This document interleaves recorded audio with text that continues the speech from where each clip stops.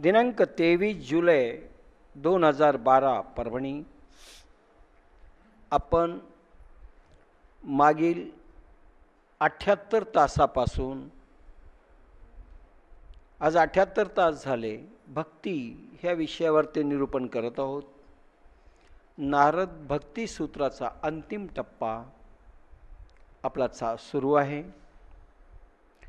74वा श्लोक सुरू झालेला होता, काही निरूपणही झालं, पण आता पुन्हा थोडं सविस्तर निरूपण करत आहोत. वादो नावलब्धः, वादाचा अवलंब करू नका. वादो नाव अलब्धः, वादाचा अवलंब करू नका, वादविवाद करू नका असं म्हटलंय.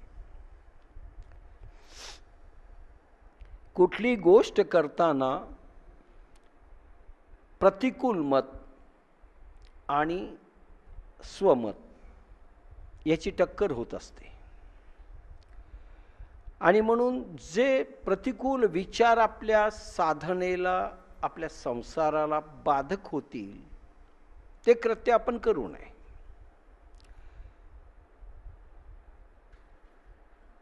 विषय त्याग ज्यावेळेस आपण सुचवतो,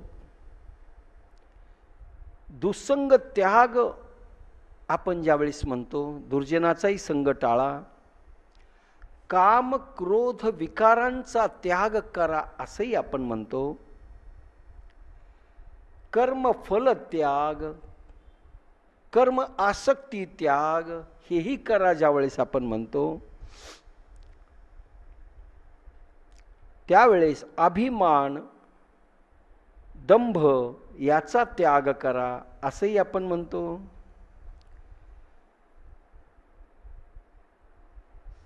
आणि मग अशा वेळेमध्ये वाद हा शब्द आपल्याला काय देईल, वादविवादामध्ये काय निर्माण होईल हा भाग पाहायला पाहिजे.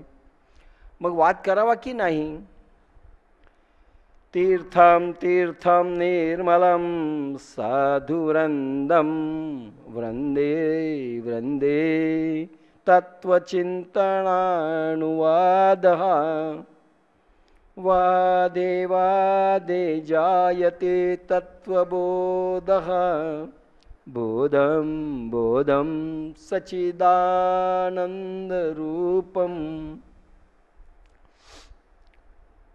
शुकाचार्य आणि रंभा यांचा जो संवाद झाला, रंभा स्वर्गामधली अप्सरा, तर शुकाचार्याच्या मुखातून हा श्लोक बाहेर आला. तीर्थे तीर्थे निर्मलम साधुवृंदम वृंदे वृंदे तत्वचिंतानुवादः वादे वादे जायते तत्वबोधः बोधे बोधे सच्चिदानंदरूपम. अर्थ आहे, साधकाने तीर्थयात्रा कराव्या, ठीक आहे. त्या तीर्थात पवित्र असे साधूंचे समुदाय असतात व त्या साधू समुदायात तत्वचिंतनपूर्वक अनेक प्रमेयावर वादविवाद होत असतात. आता साधू करतात की नाही वाद हा अलहिदा विषय आहे, पण तीर्थस्थानामध्ये साधूंचे सिद्धांचे घोळके असतात आणि त्यांच्यामध्ये काही वाद होत असतो असं शुकाचार्य म्हणतो. म्हणजे हे श्रेष्ठ, जसं नारदाला सगळ्यांनी सांगितलं की तुम्ही आम्हाला समजून सांगा, त्याच्यातनं मग नारद भक्ती सूत्र जन्म झालं, नारद भक्ती सूत्राचा. त्या वादातून साधकास तत्वबोध होतो असं भगवान शुकाचार्य म्हणतात. व त्या बोधातच सच्चिदानंद रूप साठवलेले असते, लक्षात घ्या.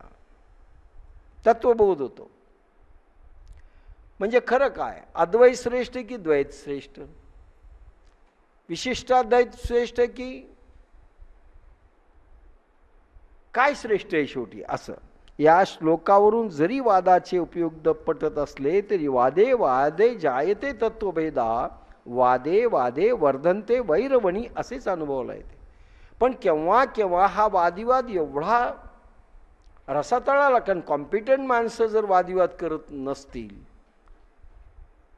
कॉम्पिटंट नसतील, सक्षम नसतील, समजून घेण्याची जिद्द नसेल, आपलंच रेटण्याचं काही असेल, तर शत्रुभाव निर्माण होतो. तत्वचिंतन करून काही मिळेल असं नाही, म्हणून वादिवाद करू नका. भगवान श्रीकृष्णाने याला काय म्हटलंय? कारण वादविवादामध्ये पोटात वितंडवाद, जल्पवाद, तर्कवाद, हेत्वाभास आदी गोष्टींचा अंतर्भाव होतो. वादविवादामध्ये काय वितंडवाद होतो. उगीच आता उद्या कोणी 2 जण बसले वादविवाद करायला, देव आहे की नाही, कसं सिद्ध करणार? दोघेही आपल्या रॅशनल भूमिकेवर असतात, त्याला वितंडवाद म्हणतात. काही ॲक्सेप्टच करायचं नाही. अथवा 2 पक्षामध्ये लौकिक म्हणजे वितंडवाद, जल्पवाद, तर्कवाद, हेत्वाभासवाद आणि 2 पक्षामध्ये लौकिक व्यवहाराबद्दलही भांडण होते, त्यासही वादच म्हटलं आहे. काय वादन करतायत आपण म्हणतात? हा धंदा श्रेष्ठ की हा धंदा कनिष्ठ, हे कार्य श्रेष्ठ की ते. लौकिक अर्थामध्ये वादविवाद होतो, पण तो अर्थ तेथे अभिप्रेत नाही, येथे अभिप्रेत नाही. शास्त्रांमध्ये तत्वबुभुत्सो कथावाद असा शब्द आहे. तत्वज्ञानाच्या इच्छेने 2 पुरुषामध्ये परस्पर जी चर्चा होते तिला वाद म्हणतात. आता गुरु आणि शिष्यामध्ये एखाद्या वेळेस जर काही झालं, भक्तिशास्त्रावरील ग्रंथातूनही दिसून येते. जसं गुरु आणि शिष्यामध्ये भीष्म युधिष्ठिर संवाद झालाय, श्रीकृष्ण अर्जुन झालाय, भागवतमध्ये शुक आणि परीक्षिती, विदुर आणि मैत्रेय, प्रल्हाद आणि दैत्यपुत्र, कपिल आणि देवहूती. आईला उपदेश केलाय कपिल महामुनींनी. कपिल आणि देवहूती, नारद आणि वासुदेव, जनक आणि 9 योगेश्वर, ऋषभदेवांचे 9 पुत्र त्यांचा, श्रीकृष्ण आणि उद्धव, अशा अनेक गुरु शिष्यांमध्ये चर्चा झालेली आहे. पण अशा चर्चेचा अवलंब करू नये असे म्हणता येणार नाही. ही चर्चा अपेक्षित आहे, याला वाद नाही म्हटलंय. मग याला कोणता नाव द्यावं? याच्यातनं वितुष्टवाद निर्माण झाला नाही, पण उलट क्लेरिफिकेशन होतं आणि गैरसमज दूर होऊन चांगला एक समज निर्माण होतो. त्याला वाद नाही म्हणता येत. अशा चर्चेचा अवलंब करू नये असे नाही म्हणता येणार, कारण नारदाबरोबरही अनेकांनी अशी चर्चा केली आहे. पद्मपुराणात नारद व भक्ती यांच्यामध्ये झालेली चर्चा आहे. पुन्हा पद्मपुराणामध्ये नारद आणि भक्ती याच्यामध्ये चर्चा आहे. पण ही भक्तीला बाधक नाही ह्या चर्चा. अशा चर्चेला वाद न म्हणता संवाद म्हणण्याची पद्धत आहे, लक्षात घ्या. संवाद झाला. वाद म्हटलं की त्याच्यात वितंडवाद, शत्रुवाद सगळं प्रकार येतो. श्रीकृष्ण अर्जुन संवादे पहा, संवाद म्हटलंय. हे जे वर लोकांनी केलंय, प्रल्हाद, दैत्यपुत्र, कपिल, देवहूती, नारद, वसुदेव, जनक, 9 योगेश्वर, हे संवाद आहे, वादिवाद नाही. तुम्ही काही प्रश्न विचारले, समजून घेतात, वादंग नाही. आणि शंका असेल ती विचारली, त्याचं परिशीलन होतं. संवाद म्हणण्याची पद्धत आहे.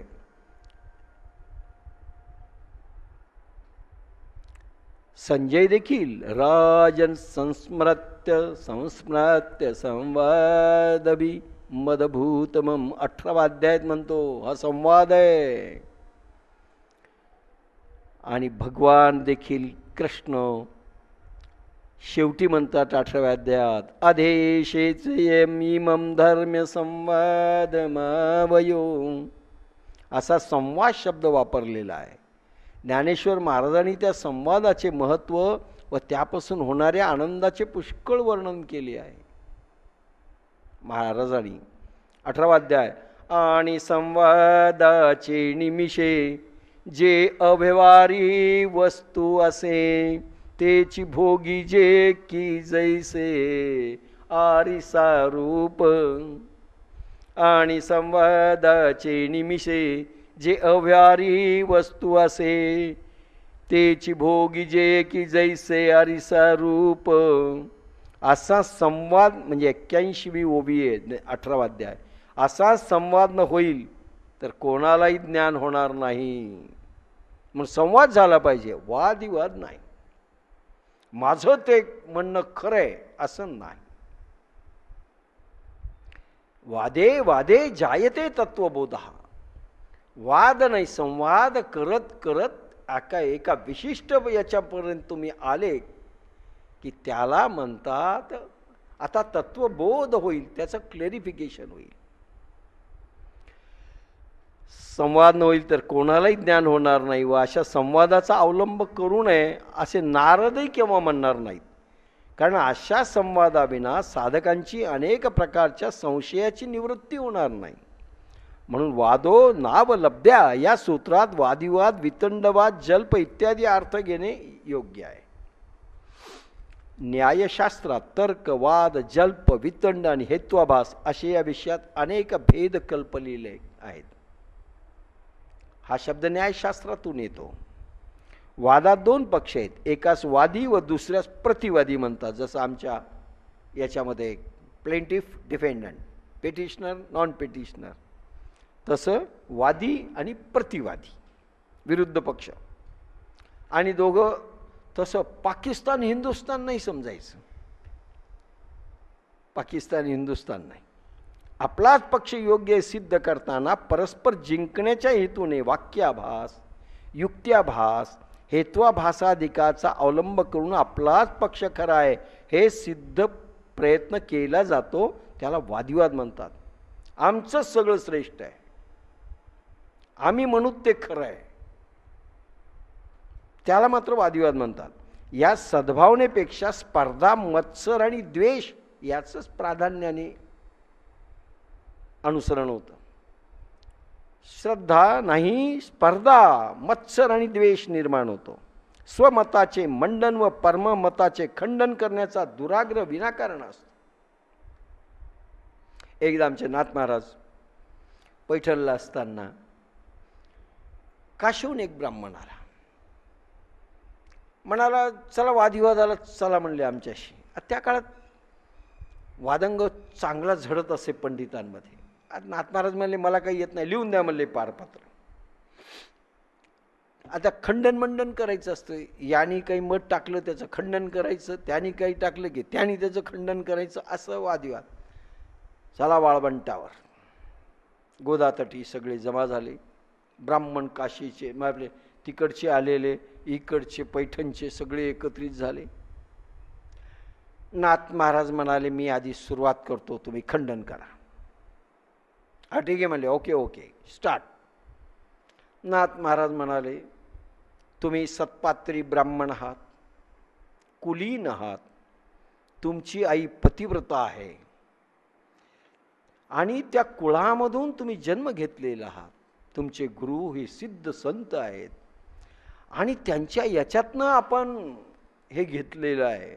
अनुग्रह घेऊन विद्वत्ता संपादित केलेली आहेत.